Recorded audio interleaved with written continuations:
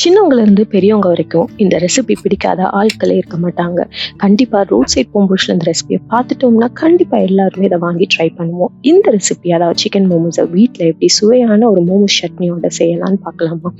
So இந்த recipe நான் வந்து மைதா எடுத்துருக்கிறேன். மைதாவோட கொஞ்சம் உப்பையும் ஆட் பண்ணி நல்லா தண்ணி ஊற்றி ஒரு சாஃப்டான டவ் கன்சிஸ்டன்சிக்கு பிசைஞ்சு வச்சுக்கோங்க. அதாவது நீங்கள் கை வச்சிங்கன்னா உங்களுடைய கையில் வந்து அந்த மாவு வந்து ஸ்டிக்கியாக இருக்கக்கூடாது. இந்த கன்சிஸ்டன்சியில் கொஞ்சம் எண்ணெயை அப்ளை பண்ணி நல்லா க்ளோஸ் பண்ணி வச்சுக்கோங்க ஒரு 20 to 30 minutes.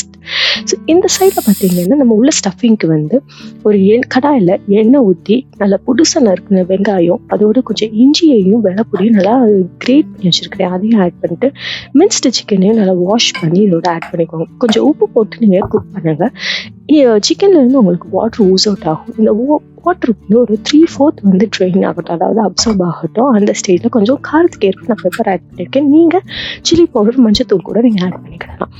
இது எல்லாத்தையுமே வச்சுட்டு கொஞ்சம் ஆற விட்டுடலாம். இன்னொரு சைடில் இந்த மைதாவை நல்லா வந்து ஃப்ளாட்டன் பண்ணிவிட்டு ஒரு சின்ன பவுல் சர்க்கிள்ஸில் ஷேப்பில் எடுத்து அதை வந்து நீங்கள் வந்து ஷேப்பன் பண்ணிக்கோங்க. அதோட இந்த ஸ்டஃபிங்கையும் உள்ளே வச்சுட்டு ஒரு 2 ஷேப்ஸை நான் வந்து இன்னைக்கு ஸ்டஃபிங்க்கு வந்து இது பண்ணியிருக்கேன்.